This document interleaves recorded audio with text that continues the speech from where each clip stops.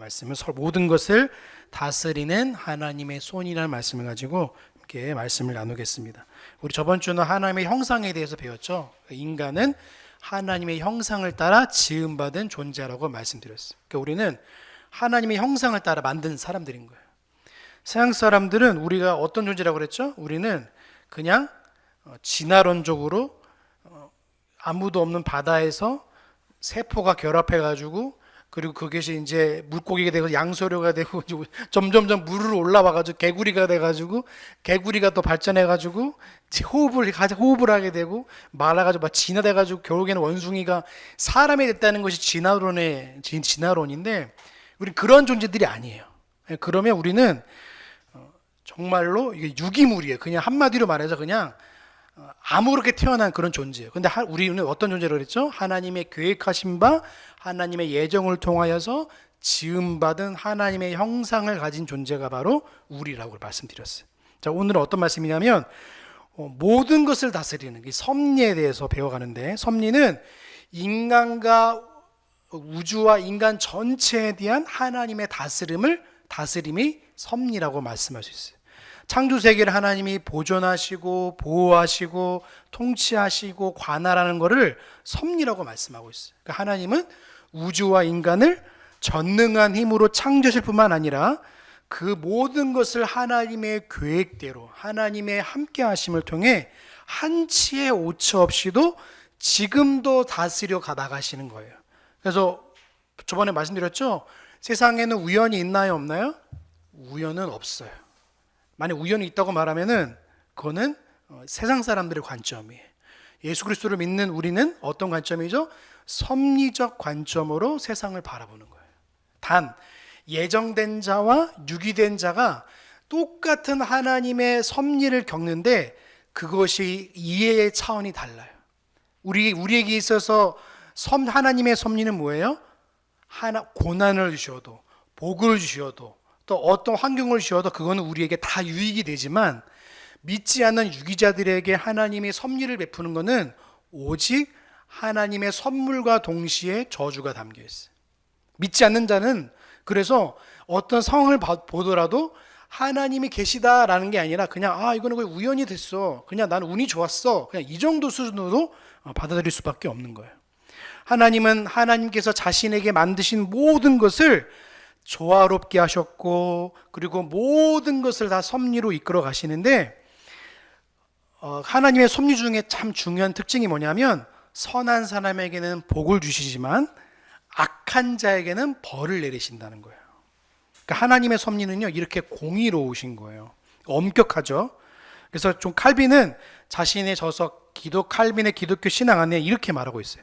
하나님께서는 섭리 중에 선한 사람에게나 악한 사람에게나 일반적으로 햇빛과 비를 내려주십니다. 이같이 자비하시고 한없는 넓은 하나님의 사랑은 불신자로서는 깨달을 수 없는 것입니다. 이렇게 말하고 있어요.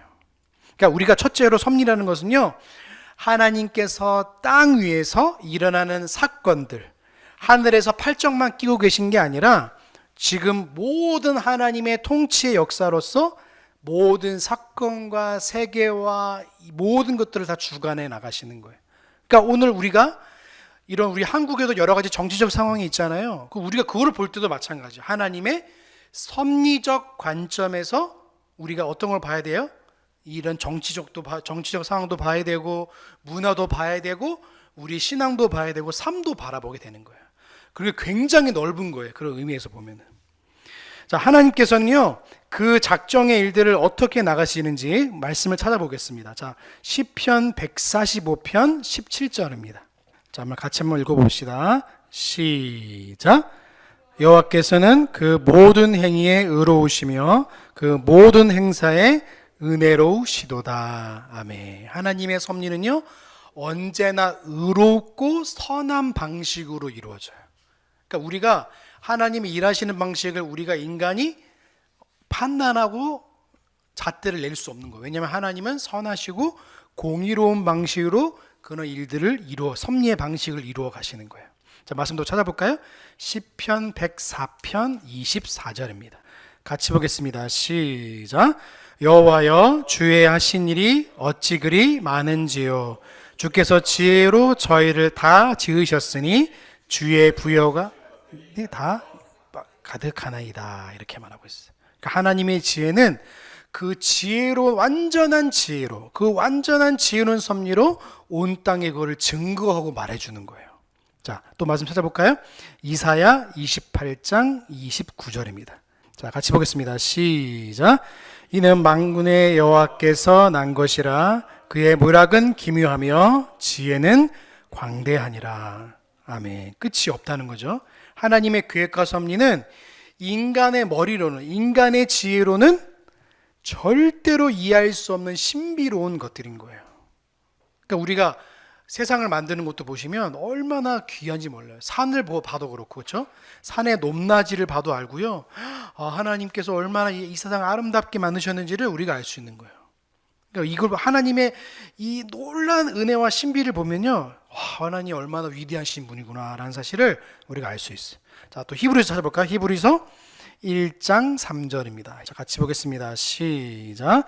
이는 하나님의 영광의 강체시요 그 본체의 영광 성상이시라. 그의 능력의 말씀으로 만물을 붙드시며 죄를 정결케 하는 일을 하시고 높은 곳에 계시 위엄에 앉으셨느니라. 아멘. 자, 하나님께서는요 그리스도의 왕적인 통치, 세상의 모든 피조물들은 하나님의 지속적인 섭리와 보호 속에서 존재하고 있는 거예요. 하나님이 이 섭리를 거두시면 어떻게 될까요? 심판이 오는 거예요. 섭리를 거두면 이제는 끝이 왔다고 보면 돼요. 그 보시면 하나님의 섭리를 조금씩 거두는 게 뭐냐면 질서가 파괴되는 걸 볼 수 있어요. 인간의 죄악 때문도 있지만 동시에 하나님의 그 공의로운 섭리를 거두시는 거예요. 그게 심판인 거예요. 그런데 우리는 어떻죠? 우리는 하나님 나라에 가까워지는 거예요, 대신에. 그러니까 우리는 하나님의 그 섭리를 보면서 하나님의 섭리를 거두는 것에도 은혜를 느끼고 하나님의 섭리를 펼치면서도 그 은혜를 누리게 되는 거예요. 근데 불신자들은 어때요? 하나님의 섭리를 거두면 어떻게 돼요? 세상에 종말이 왔다. 우리 이제 좀 있으면 죽겠다. 우리 끝이다. 이렇게 말하는 거예요. 서양 사람들은 죽으면 끝이라고 생각해. 이후에 내세가 없어요, 그들은. 그러니까 불교는 뭐예요? 좋은 일 해야지만 내가 금붕어가 아니라 내가 거북이가 아니라 내가 소로 태어나거나 사람으로 태어나려고 그렇게 열심히 공덕을 쌓으려고 착한 일을 하는 거예요. 우리는 전혀 다른 거예요. 우리 그 세계관과 우리 세계관은 아주 다른 거예요. 네. 좀 한번 또 찾아볼까요? 시편 103편 19절. 우리 같이 보겠습니다. 시작. 여호와께서 그 보좌를 하늘에 세우시고 그 정권으로 만유를 통치하시는도다. 아멘. 온 우주를 다스리시는 만왕의 왕 되신 하나님에 대해서 말씀하고 있는 거예요. 자, 오늘 본문 말씀이죠. 참새 한 마리가 두 마리가 한 아스라엘에 팔리는 것도 누구의 손에 있다고요? 하나님의 손에 있어요. 그 장사하는 사람들이 얼마나 눈치가 빠르고요, 계산이 빠르고요. 그러니까 하나님의 경제 속에서도, 하나님의 문화 속에서도, 하나님의 세계 모든 정세 속에서도 지금도 하나님의 놀라운 섭리 안에서 그것들이 이루어 나가는 거예요. 여러분 정치적 상황 보면 어때요? 여러분 중국이랑 미국이랑 막 힘자랑하다가 막 그러잖아요. 그런 부분들조차도 하나님의 크신 섭리 아래 있는 거예요. 근데 인간은 이해할 수 없죠. 그러니까 이거 어떻게 되는 거야? 세계 정세가 어떻게 되는 거야? 경제가 어떻게 되는 거야? 막 사람들 혼란에 빠지지만 하나님의 입장에서 보면 뭐예요? 그것조차도 하나님의 손 안에 있다는 사실을 지금 말씀하고 있는 거예요. 하나님은 우리의 지극히 작은 부분까지도 세밀하게 섭리하고 계시는 거예요. 자, 섭리 방법은요 두 가지를. 섭리는 양면성이 있는데 첫 번째가 뭐냐면 일반 섭리와 특별 섭리가 있어요. 자, 일반 섭리는 뭐냐면 모든 인간에게 적용되는 거예요. 그래서 자연 법칙과 그리고 여러 가지 눈과 비나 뭐 이런 거 경제적인 상황이나 결혼이나 이런 부분은요 일반적인 섭리 가운데 다 들어가 있는 거예요. 네. 근데 특별 섭리는 누구한테만 집중되어 있냐면 성도와 교회에게 초점이 맞춰져서 하나님의 구원의 역사와 직접적인 하나님의 개입이 있어요. 여러분 성경의 역사를 보시면 어때요? 구약에서부터 신약을 넘어가는 모든 것부터 하나님의 일반 섭리와 특별 섭리가 버무러져 있는 역사예요. 그래서 일반 섭리는 어때요? 하나님께서 정세가 다 망해가잖아요. 뭐 아수르가 바벨론이 일어나서 북이스라엘과 남유다를 막 치는데도 불구하고 남유다가 그리고 북이스라엘이 망한 것 같이 보여도 하나님이 그래도 그 백성을 끝까지 사랑하셔서 이리 갔다 포로로 끌려갔기도 하고 귀환하기도 하고. 근데 그 백성 입장에서는 뭐예요? 막 억울하잖아요. 하나님 도대체 나한테 왜 이래? 그런데 그것조차도 하나님의 보호하심이에요. 만약에 예를 들어서 하나님의 섭리가 이스라엘 백성들에게 미치지 않았다면 아마 이스라엘은요 이 지도상에 지금도 없을 거예요. 그러니까 하나님의 섭리는요 얼마나 신비롭고 신묘막측한지 우리가 알 수 없는 거예요. 그러니까 일반 섭리는 하나님께서 자연과 우주의 보편적인 법칙에 따라 다스리는 섭리예요.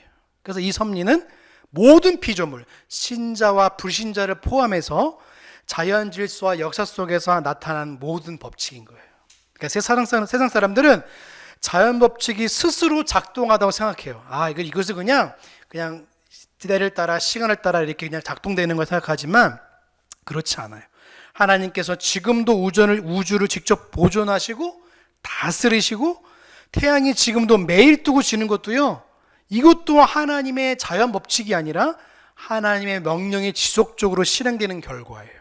하나님이 조금이라도 햇빛을, 조금이라도 태양을 하나님이 조금이라도 어긋나게 하신다면 아마 우주 질서는 아마 무너질 말 거예요. 근데 하나님께서 그 질서들을 지금도 운행해 나가시는 거예요. 그래서 여러분 보시면 기적도 하나님의 섭리예요. 뭐라고요? 기적도 하나님의 섭리예요. 근데 그것도 일반 섭리 있어서 일반 섭리도 마찬가지로 일반 예수 그리스도를 믿지 않는 자에도 물론 나타나요. 근데 그 사람들 어떻게 해요? 운이다. 이건 정말로 이거 있을 수 없는 일이라고 하지만 우리 믿는 자에게 기적은 뭐예요? 하나님이 하셨다는 사실, 우리가 방향을 하나님께 보게끔 만드는 거예요. 그 똑같이 고난도 마찬가지. 믿지 않는 사람도 고난이 오고 믿는 사람에게도 고난이 와요. 그런데 이 고난 또한 일반 섭리와 특별 섭리가 버무려져 있어요.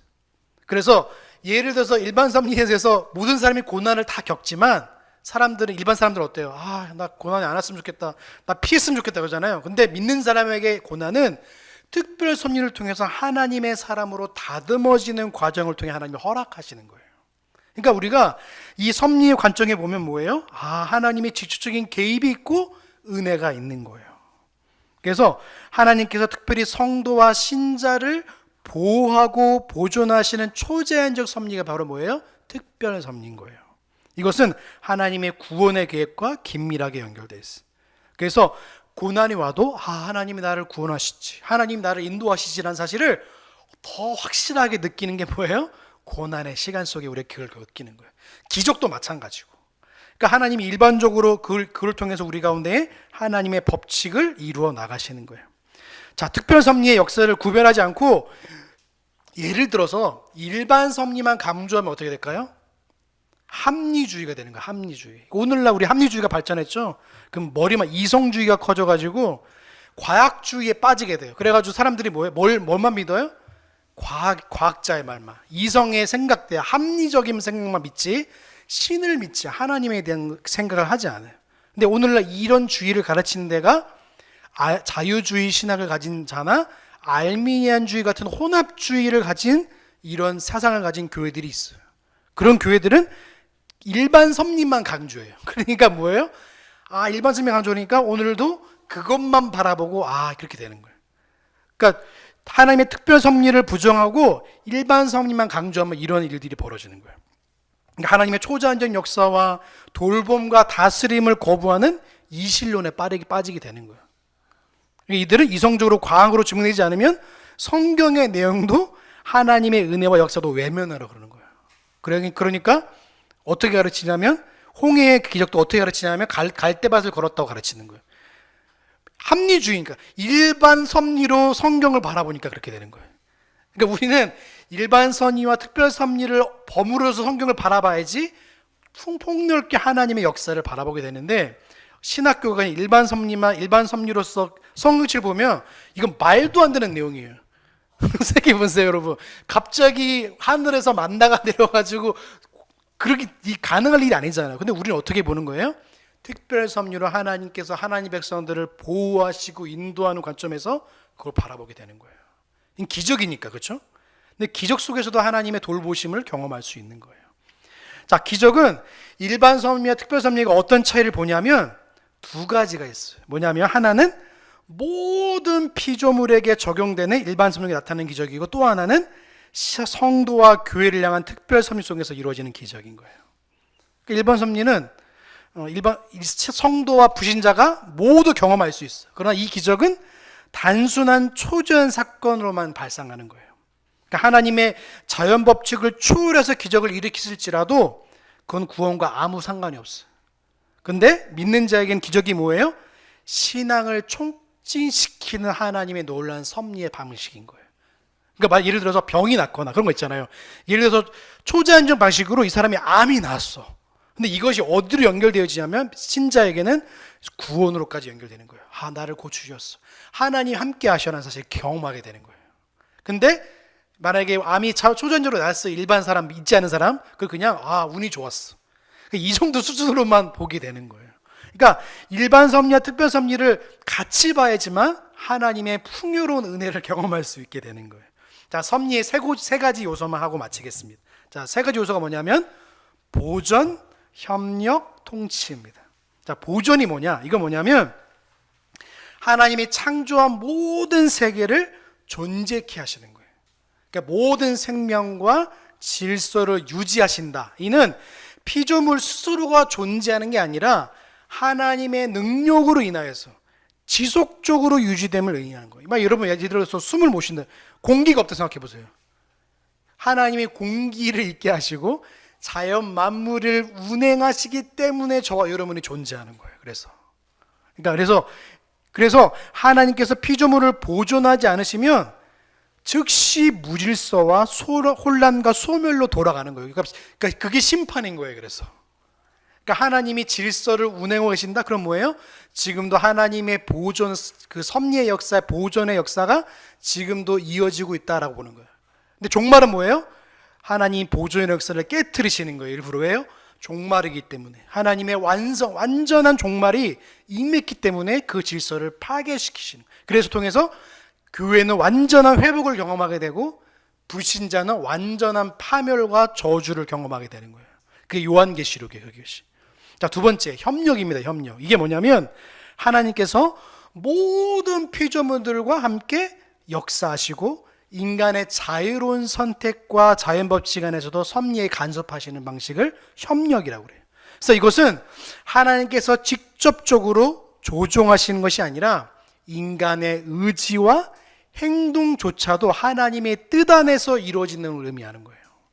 결국 하나님께서 모든 일을 자신의 뜻대로 자유롭게 섭리적으로 사용하시는 거예요. 하지만 그 속에서도 죄에 대한 이해는 바로 해야 돼요. 죄에 대한 이해. 죄에 대한 책임이 큰 만큼 그것이 인간에게 있어요. 그래서 악인들이 범죄할 때 하나님은 그들의 자유로운 행위를 허용하는 것으로 이해해야 돼요. 그래서 하나님이 허용적 작정이라고 그러거든요. 그 죄를 하나님이 허용하심을 통해서 그것이 하나님의 섭리의 방식으로 이끌어 가시는 거예요. 그래서 일반 섭리는 어떻게 돼요? 그 죄를 통해서 하나님은 심판으로 끌고 가시지만 하나님은 성도들에게는 그 죄를 이용해서 회개를 끌고 가시고 다시 한번 주님께 돌아오게 하는 은혜도 있는 거예요. 그러니까 이게 하나님의 신비로운 방식인 거예요. 그래서 이 죄를 허용하는 방식을 통해서. 근데 다른 것은 죄에 대한 이런 허용을 잘 얘기하지 않아요. 그러니까 이런 반복도 조심하게 해야 돼. 그래서 인간의 이런 위치에 대한, 그러니까 하나님이 피조물의 모든 행동에 미치지만 인간의 도덕적 책임을 무효하지 않아요.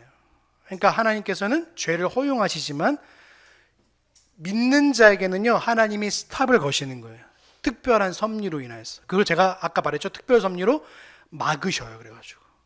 그래서 그 양심의 가책을 느끼게 하셔서 그것을 막으셔요. 더 이상 죄를 짓지 않도록 하시는 하나님의 은혜가 있는 거예요. 그래서 자, 세 번째로 통치입니다. 통치. 하나님께서 만물의 역사를 다스리시고 그 뜻대로 모든 것을 이끌어 가시는 거예요. 그래서 단순히 보전이나 협력의 개념을 넘어서 이거는 최종적으로 이 모든 피조물의 목적을 따라 다스리는 모든 역사를 주관하시는 의미인 거예요. 그러니까 세상의 모든 권세와 나라들은 하나님의 주권 아래에 있고 최종적인 역사의 방향은 하나님이 결정하시는 대로 흘러가는 거예요. 그 모든 것은 궁극적으로 하나님이 정하신 작정과 뜻을 이루는 데 나아가는 거예요. 그러니까 하나님의 인간의 자유로운 행위조차도 내가 계획할지라도 그걸 이루시는 대로 사용하시는 거예요. 그러니까 하나님이 우리 안에 뜻을 두고 행하시는 게 뭐예요? 특별한 하나님의 섭리인 거예요. 그래서 여러분에게 마음을 주시는 것도 뭐예요? 내가 하나님의 일대로 내가 이렇게 헌신해야겠다. 이 마음도 하나님이 허락하신 특별한 섭리로 그걸 이끌어 나가시는 거예요. 이게 얼마나 큰 은혜인지. 내가 한다고 하지만 그 안에서 동기를 불어일으키시고 역사하시는 분이 바로 하나님이시라는 거예요. 그러니까 우리가 모든 하나님이 그 결정하신 그 위엄의 목적대로 우리를 인도해 나가시는 거예요. 성경도 마찬가지고 하나님 말씀도 마찬가지고 세계 모든 역사의 방향도 마찬가지인 거예요. 만약에 인간 스스로가 자멸한다, 그것조차도 하나님께서 하나님의 역사의 마침으로도 그걸 허락할 수도 있는 거예요. 근데 우리는 모르겠죠, 그렇죠? 하나님이 어떻게 역사의 마지막을 마칠지는 우리는 모르지만 그것조차도 하나님의 섭리의 방향들을 이끌어 가시는. 보존, 통치, 협력, 이 세 가지가 이 섭리의 방향대로 가는 거예요. 그래서 우리가 일반 섭리는 모든 사람이 다 먹고 자고 뭐 비 내리고 눈 맞고 이 다 우리 누리는 것이지만 우리는 특별한 섭리로 우리를 지금도 다스리고 이끌어 가신다는 사실을 기억하시는 거예요. 그러니까 우리는 어떻게 해요? 우리는 오늘 말씀처럼, 오늘 마태복음에 있는 말씀처럼 참새 2마리가 한 앗사원에 팔리는 것처럼 우리를 그냥 두지 않으시고 하나님의 사람으로 우리를 이끌어 가시는 하나님의 은혜가 있는 거예요. 한 주간도 하나님의 특별한 섭리 가운데에 그 은혜를 누리는 한 주간 되시길 주님의 이름으로 소망합니다. 기도하시겠습니다. 사랑의 하나님, 감사합니다. 우리를 너무나 사랑하여 주시어서 섭리의 방식으로 우리를 이끌어 가신 하나님 감사합니다. 우리는 참으로 연약하고 부족하여서 하나님 입장에서 보면 참으로 아무것도 없는 존재인데도 불구하고 우리를 자녀 삼아 주시고 우리를 특별한 섭리로 이끌어 가셔서 우리를 보존케 하시고 협력케 하시고 통치하여 주셔서 하나님의 섭리의 방식대로 우리를 이끌어 가신 하나님 감사합니다. 우리를 구원으로 인도하시고 우리를 주님의 사랑으로 초대하여 주셔서 지금도 존재케 하시고 앞으로도 인도하실 주님의 은혜를 기대합니다. 한 주간도 그 특별한 섭리를 바라보며 하나님의 인도하심에 우리의 삶을 맡겨드리는 성도의 삶을 살아가는 우리 모두가 되게 하여 주시옵소서. 감사와 영광 올려드리오며 우리를 구원하신 예수님의 이름으로 감사하며 기도하옵나이다. 아멘.